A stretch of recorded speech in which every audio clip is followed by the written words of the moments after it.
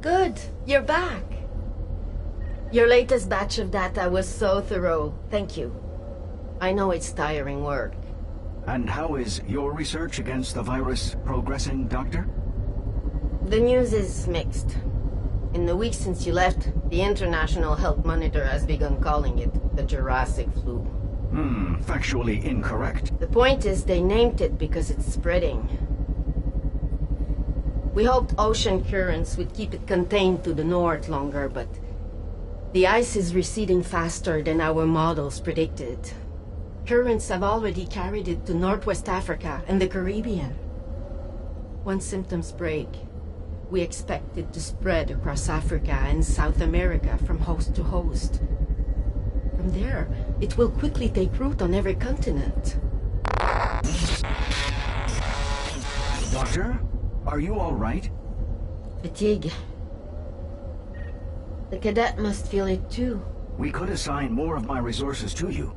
I am designed to ensure your success after all. Rob, your research systems are the best we have. The cadet needs everything you can offer. If you want to help me, look after the cadet. Search for the cure. Of course, Doctor. Keep up the excellent work.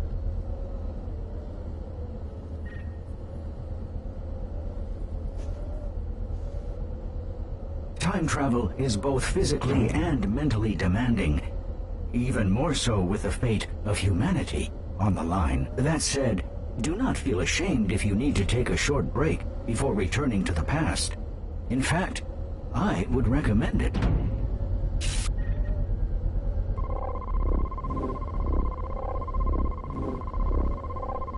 All systems are now online and operational. Prepare for temporal relocation in 3, 2, 1.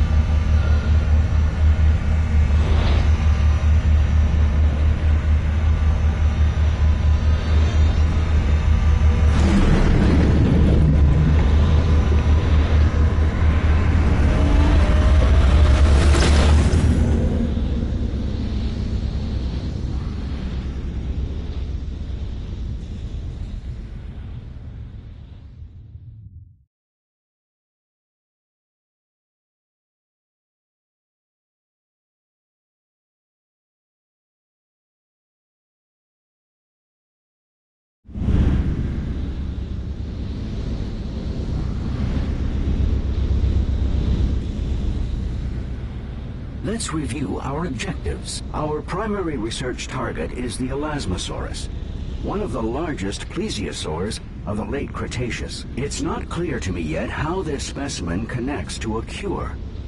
But it is not for us to question. We serve to collect. The Elasmosaurus had an extremely long neck. 71 vertebrae, according to the fossil record. You may have seen it drawn with its neck winding in elaborate S-shapes. But our current hypothesis posits that it couldn't really do so. Illustrators, they do get carried away. Let's see if we can find out how this long neck helped Elasmosaurus survive and evolve. When you're ready, focus your view on the shutter controls. Let's continue our assignment.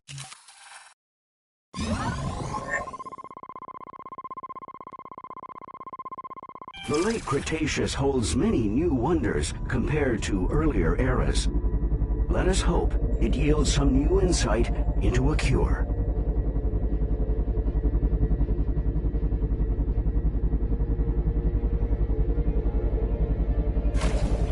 Those don't look like aquatic reptiles. More like penguins in our modern age. Please tag one with a probe so we can identify what we're dealing with. It appears we're looking at Hesperornis. Like penguins, they can't fly. They seem to be enjoying an easy buffet in the shallow waters. How do Hesperornis navigate so well underwater? Scan the legs and feet of a Hesperornis to find out.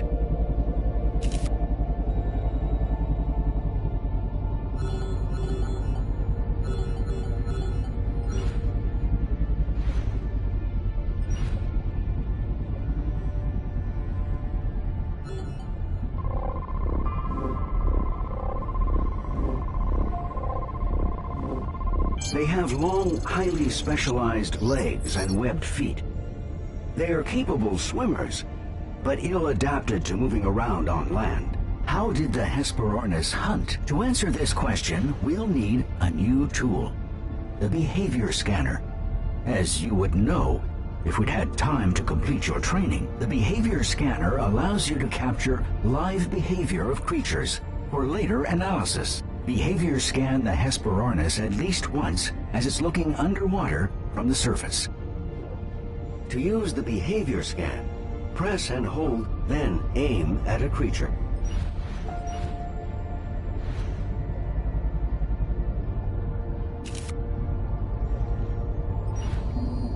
Once the creature exhibits the desired behavior, release to capture a 3D image.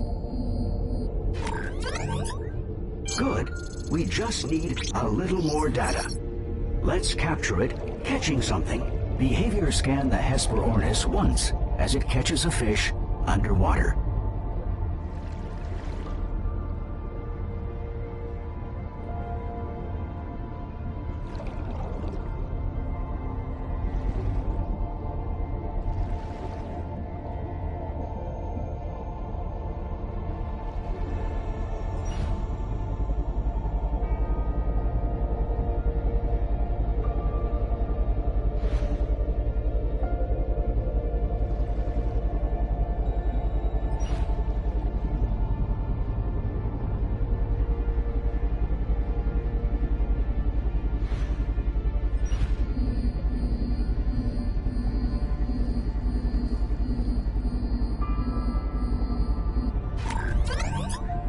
They dive in pursuit and snatch their prey in their beaks. We can see the Hesperornis hunts by sight. Fascinating though this is, birdwatching is not our focus. Let's move on with our exploration. We should look around the shoreline some more. After all, we know the virus evolved to survive on land at some point, and quite well.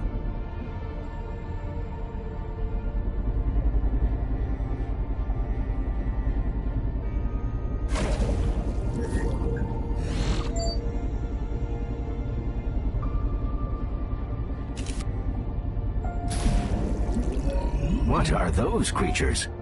Use your probe to find out.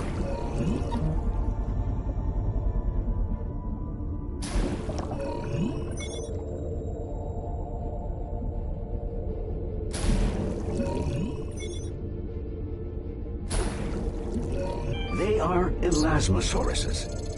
That such a creature could evolve is truly a miracle of nature. This is the creature we've been looking for. Precisely how long was the Elasmosaurus's neck, and how was it structured? I've selected a specimen for study. Ecography scan the full length of its neck.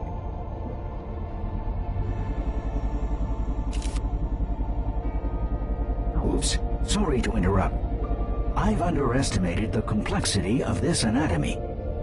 We'll have to split data gathering into multiple scans in order to gather all pertinent data. Ecography scan the neck at its base, middle, and close to the head.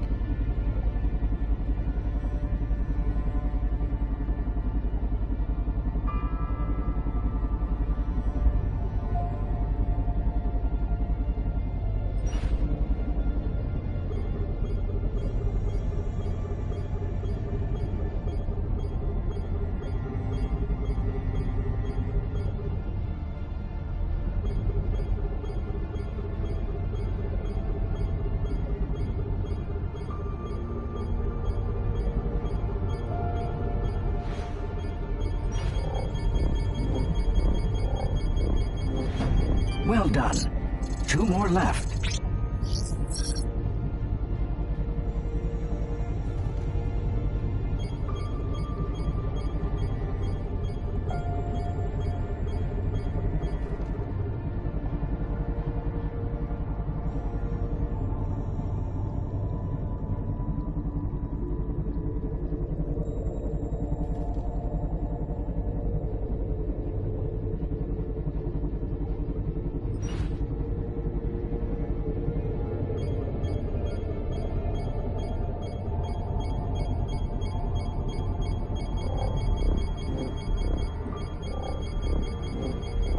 Excellent. One more scan remains.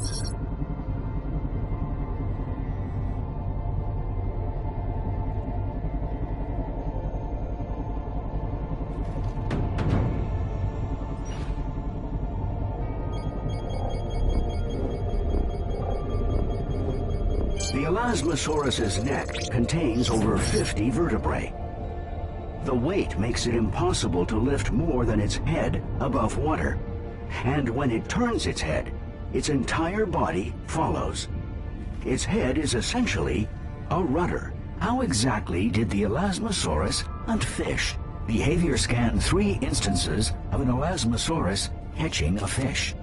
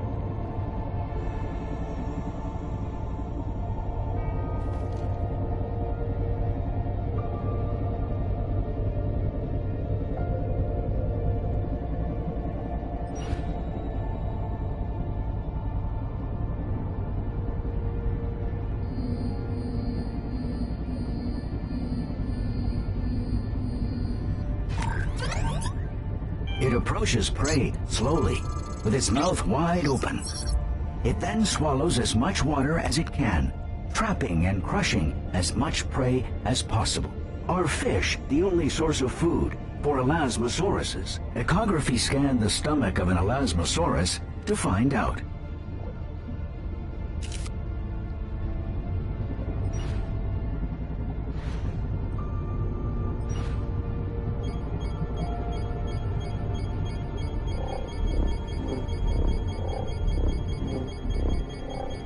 Their diet includes ammonites, and we can also find gastroliths in their stomachs, small round stones that may provide ballast. This is interesting. There's a tumor-like mass inside the stomach. If only we had some way of exposing it, so we could harvest more data from it. This could be relevant to the virus the doctor is researching. If the virus mutated from here, it could result in very different symptoms in human hosts. I'm picking up 2 very strange biological signatures some distance from here. One is definitely an Elasmosaurus. It also shows signs of the virus, and it's alone. The other Elasmosauruses may have pushed it out of the herd, sensing its illness. I'm also sensing a larger presence in the depths. It is worth investigating. I have mapped a path to their area. Both creatures may give us valuable information about the virus.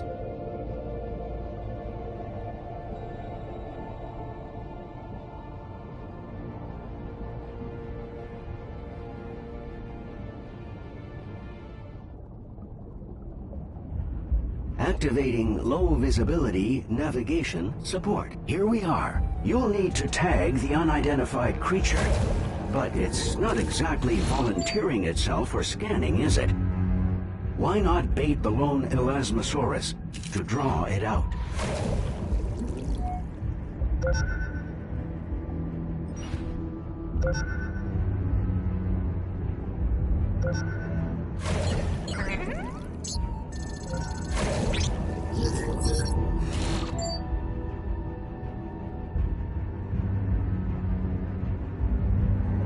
it goes.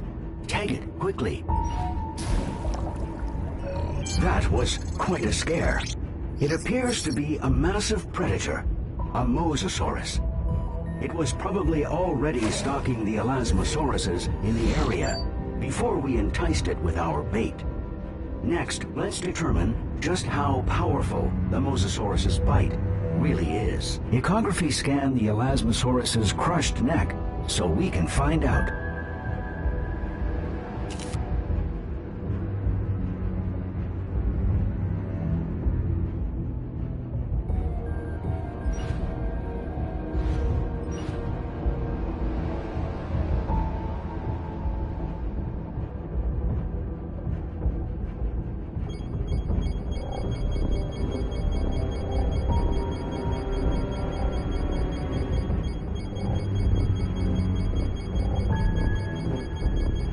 By the damage inflicted upon the bones, it's clear that the Mosasaurus bite uses a force comparable to that of the Tyrannosaurus rex, estimated just short of 12,800 pounds. Strange that the Mosasaurus hasn't eaten more of the prey it killed and dragged under.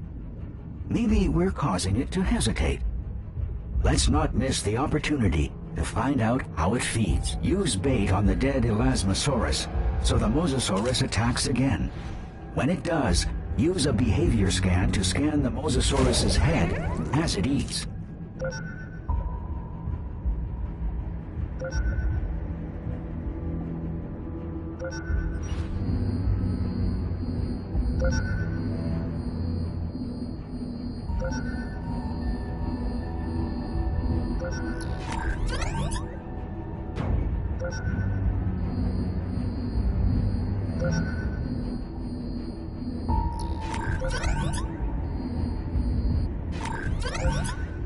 The Mosasaurus uses its powerful jaws to latch onto prey, hold its victim, and lacerate flesh into large bites. The Mosasaur's last attack punctured the Elasmosaurus's stomach and exposed the tumor we noticed earlier. Now's our chance to analyze it. Scan the tumor.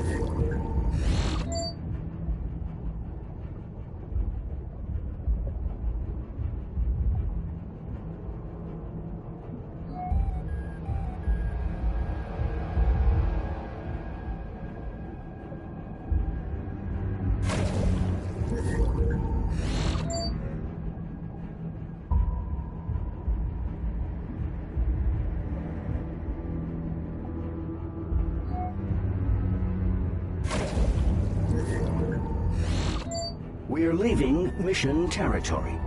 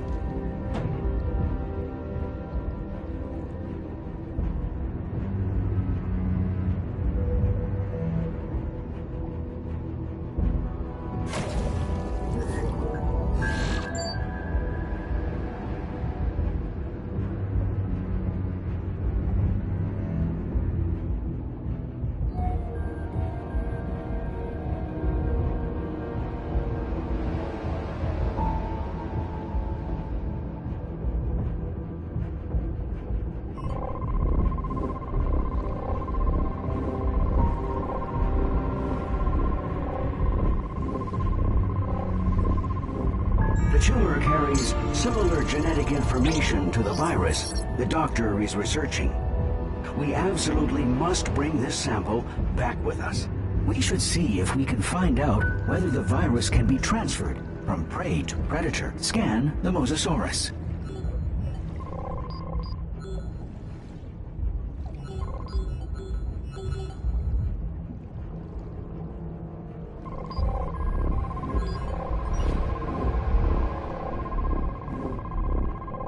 The virus is present in the Mosasaurus.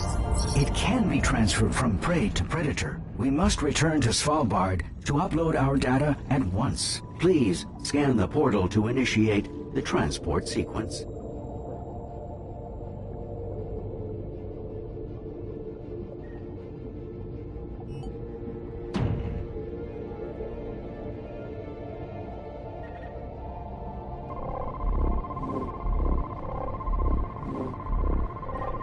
All systems are now online and operational. Prepare for temporal relocation in 3, 2, 1.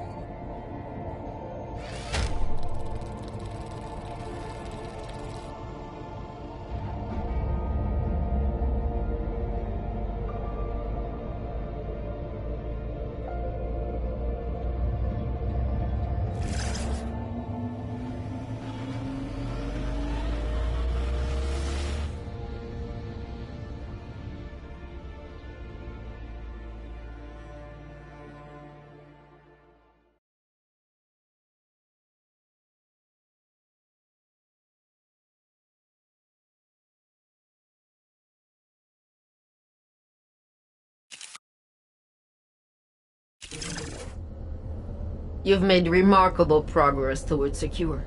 It's testing well. But I'm afraid the virus is adapting faster than we are.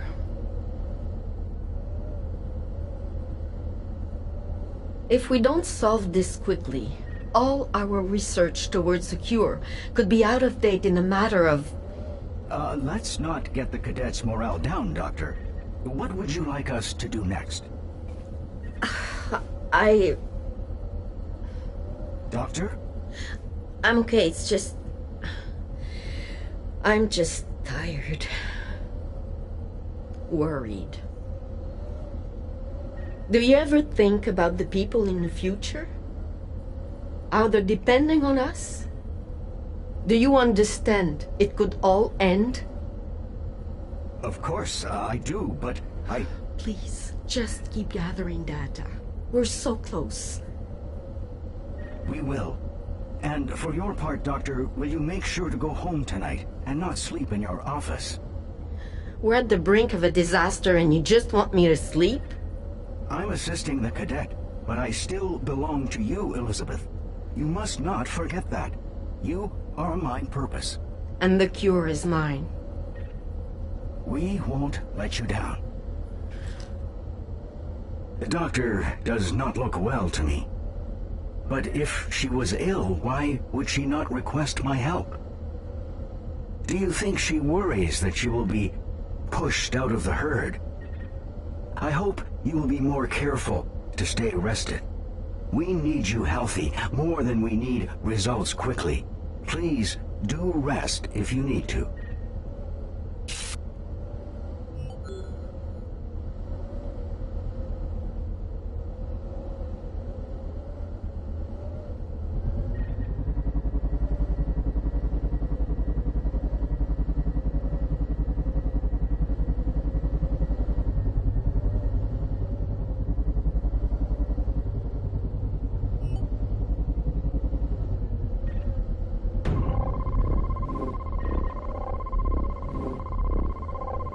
All systems are now online and operational.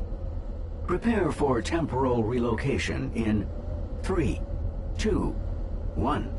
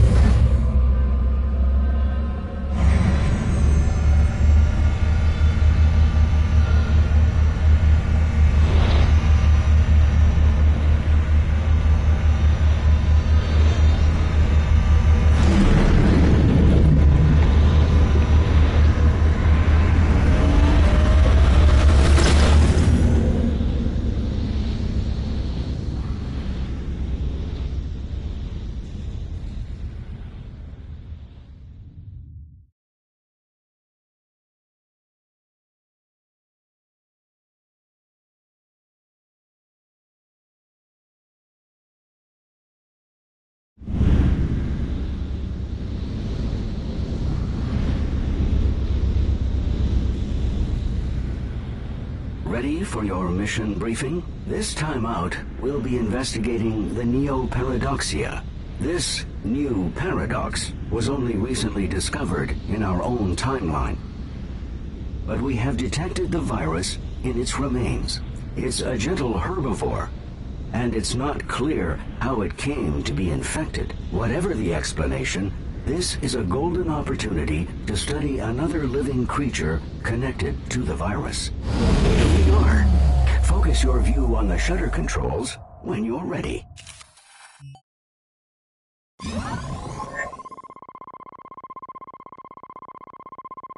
We're near an archipelago, just at the edge of a continental cliffside. It's an unusual location to find Neoparadoxia, but it's secluded. We can use this to our advantage. Be careful. We're near the open ocean, and predators may be near. Please head straight to the archipelago.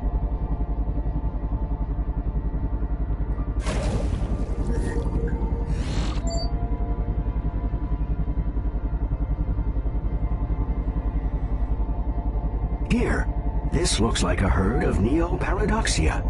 A good find. Tag one with a probe to confirm. Neoparadoxia confirmed. Let us check for signs of the virus. Please scan the Neoparadoxia.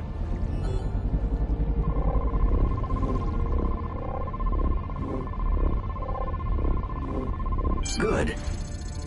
The DNA I detect links Neoparadoxia to modern manatees, and even elephants. The Neoparadoxia are not showing signs of viral infection. The herd is behaving as expected for healthy specimens. Let us keep searching. I've unlocked a new tool, the Exoscan, to allow us to record and analyze external morphology in real time. Please exoscan the legs of the nearest highlighted Neoparadoxia.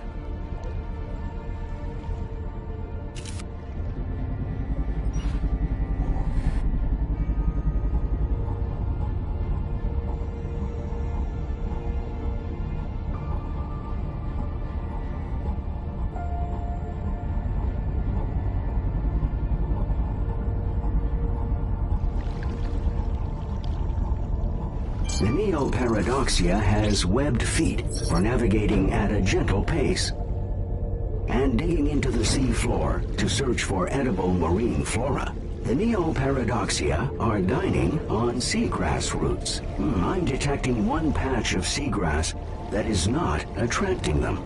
Please scan the seagrass.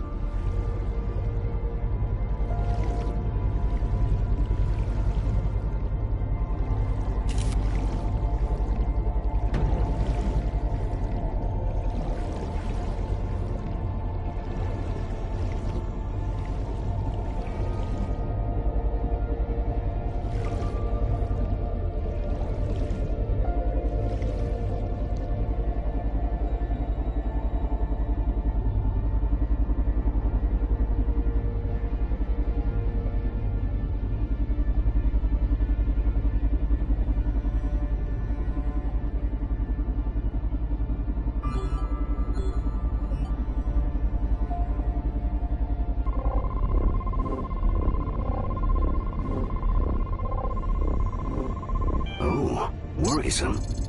This plant carries the virus. The Neoparadoxia seem to instinctually avoid the infected patch of grass. We've not seen this type of aversion between flora and fauna before. It should not be possible to transmit a virus between so-called kingdoms of life.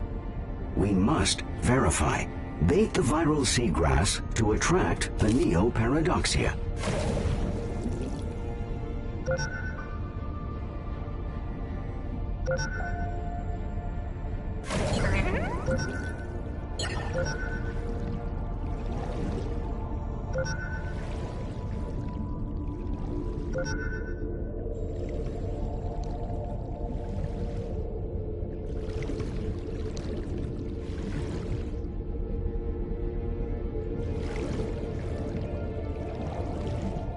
Good.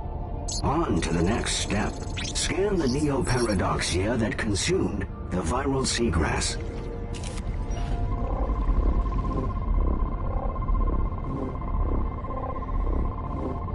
Ah, the creature is now infected.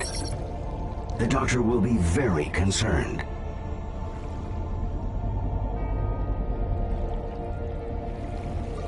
What was that? It devoured a neoparadoxia in seconds. Tag the predator, quickly. It is a Megalodon, one of the most imposing ocean predators ever to exist. Fascinating and worrisome at once. We should collect all the behavioral data we can.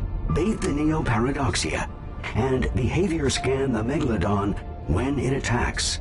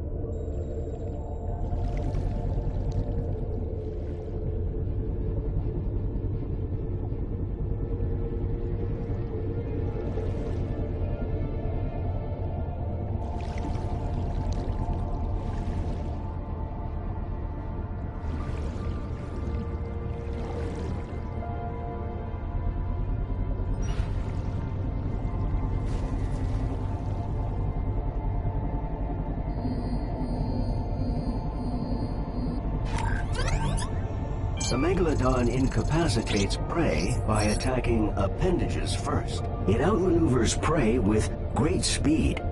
At top speed, we can barely keep pace. The Megalodon is a significant apex predator. I am attempting to formulate an approach to recording it. Please scan the icon interface I have created on the Megalodon.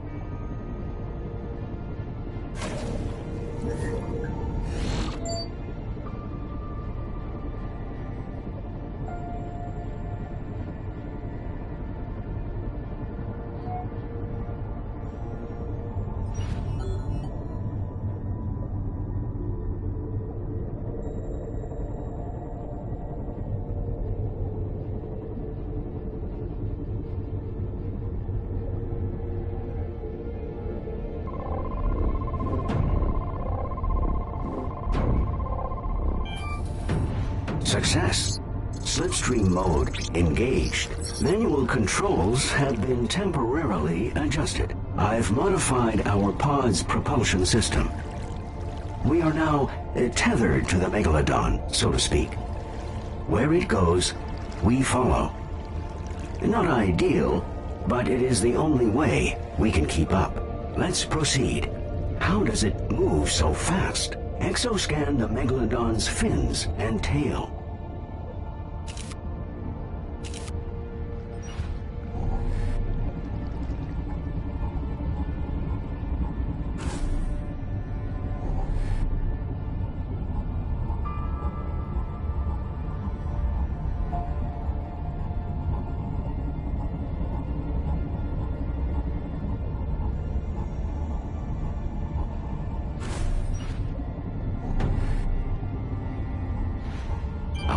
I see. While it moves its tail side to side, it stiffens the body mid-swing. Very efficient. Let's not forget to verify the virus's transmission from prey to predator. Scan the Megalodon.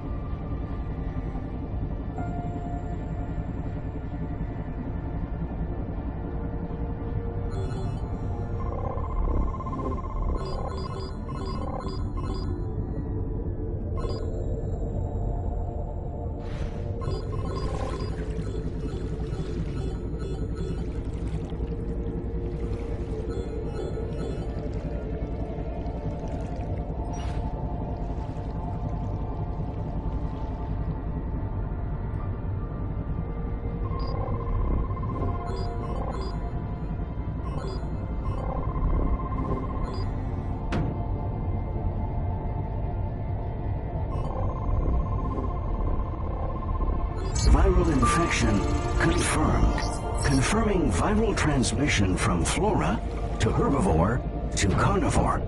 What? Hang on. We've been knocked out of slipstream mode. Manual controls and propulsion systems are damaged. Losing critical power rapidly. Attempting to re-establish power.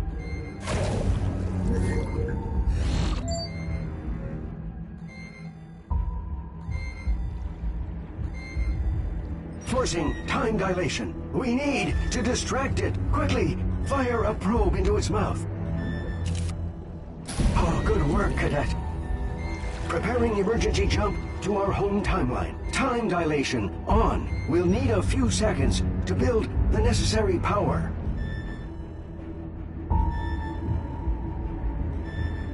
Time dilation off. I cannot perform both actions at once. What is that?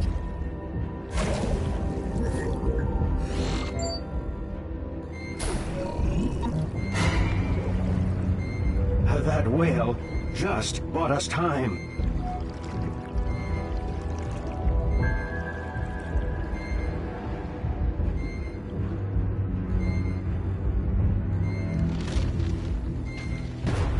Finalizing time jump. Coordinates set. 3, 2, 1.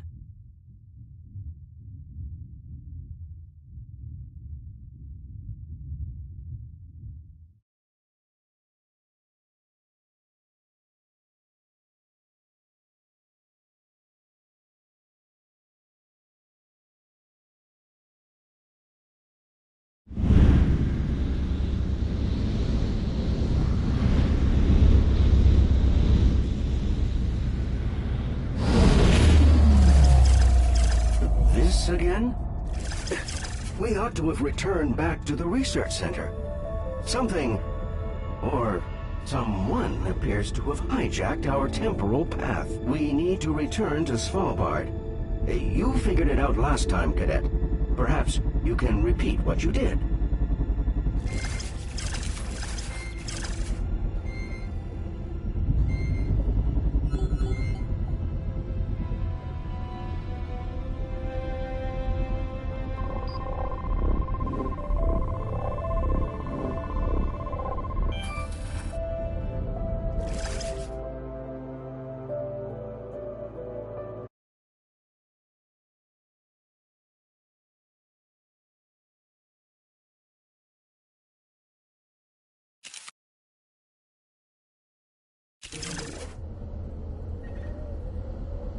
I'm so glad you're back.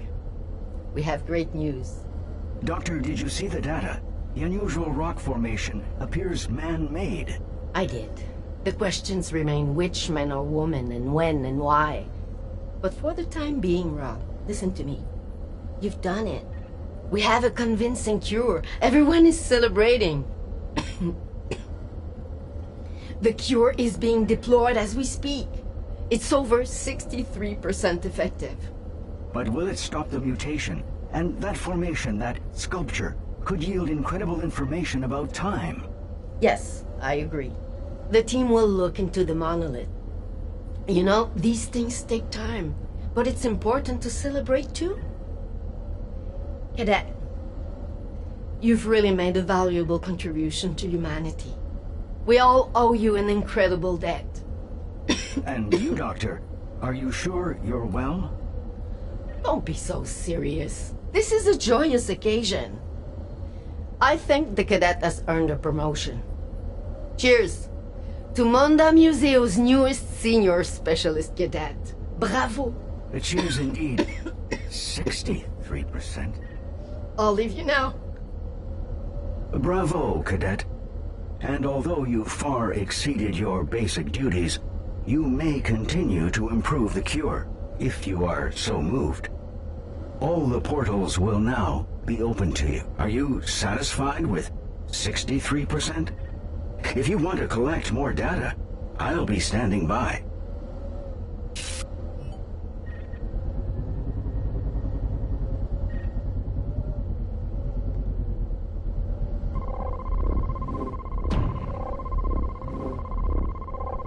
All systems are now online and operational. Prepare for temporal relocation in 3, 2, 1.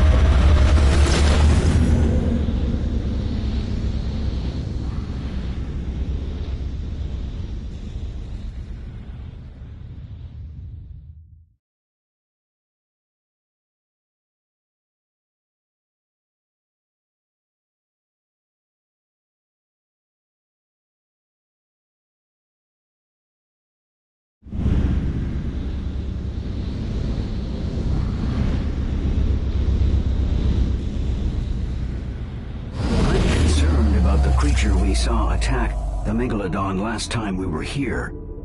Keep your eyes peeled and head for deeper water. We are running autonomously, without defined mission parameters. You take the lead. Seek out nearby creatures and let's see what we can learn about them. Tag a specimen with a probe to highlight it for observation. Make use of... Since our last visit, the Neoparadoxia herd has grown in numbers.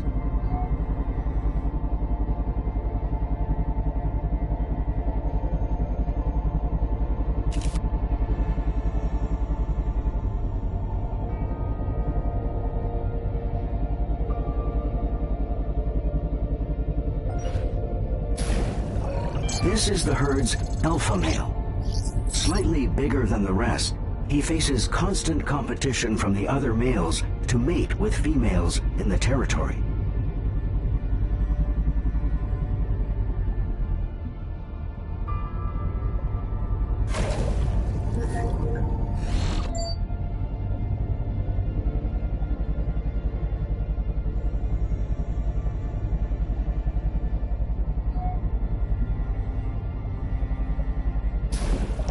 Female Neoparadoxia herds will favor the territory of a particularly powerful alpha male. They're aggressively protective. Neoparadoxia calves stay close to their mothers.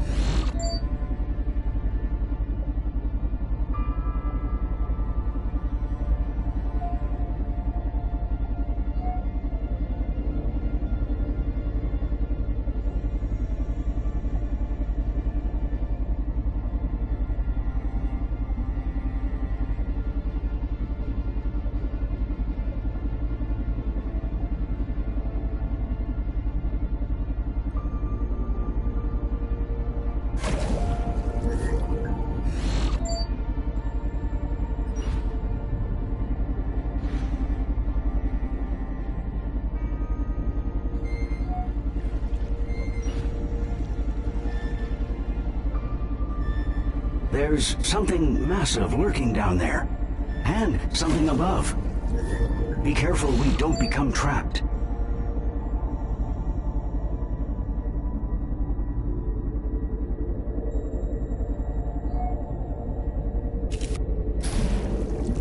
This is the same Megalodon that attacked us earlier. She has sustained extensive damage.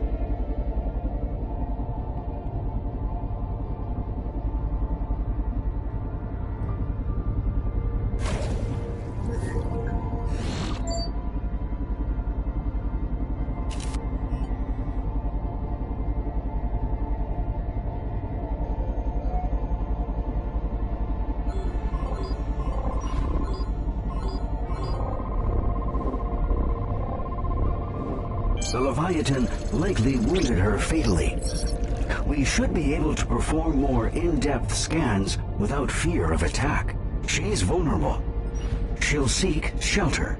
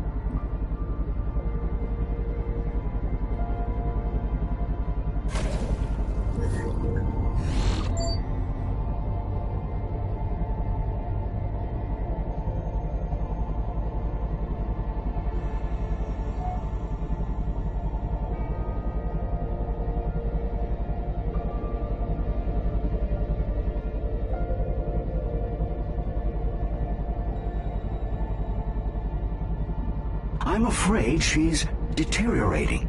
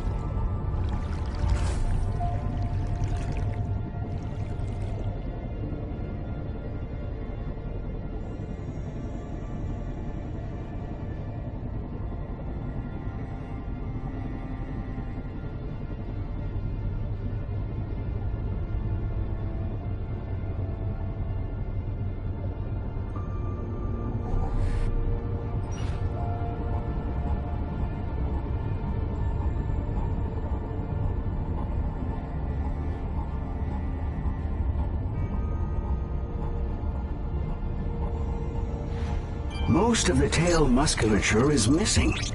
It's a miracle she managed to escape. Her pectoral fin is shredded. She probably can't lift herself out of the depths. Without a dorsal fin, she doesn't have much stability. Our presence is disturbing her.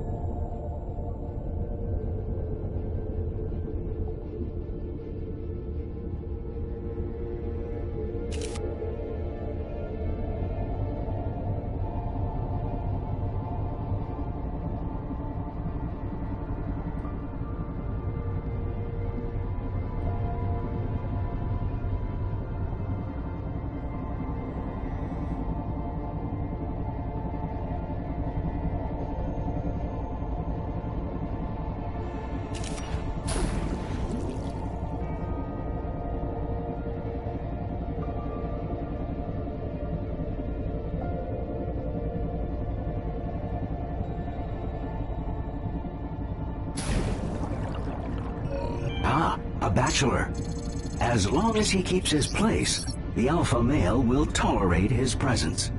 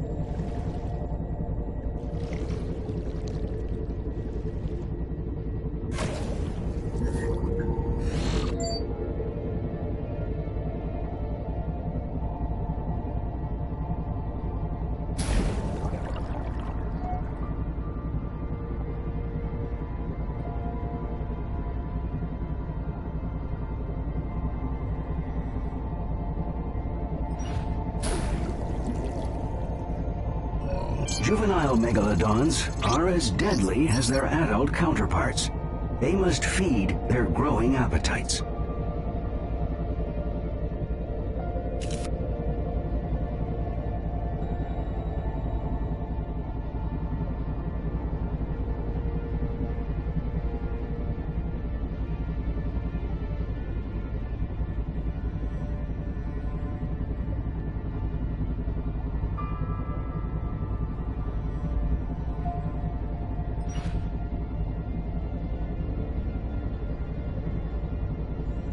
Oh, she's exhausted.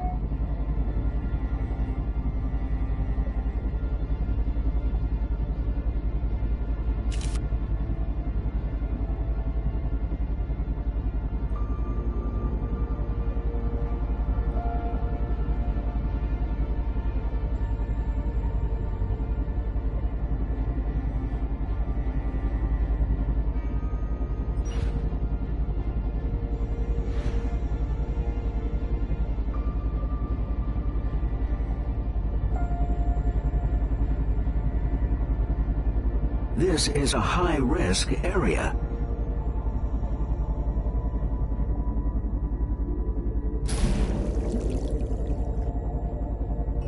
Here's our answer. This is a male leviathan, macropredator, a massive raptorial whale. It would have been in direct competition with the Megalodon on our last visit. What are these?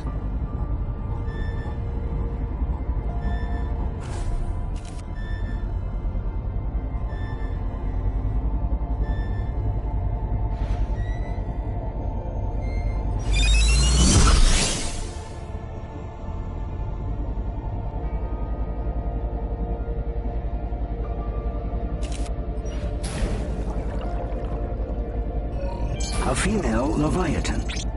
Unlike the more solitary bulls, they move in excellent find. A juvenile leviathan. They remain in the pod with their mothers for years.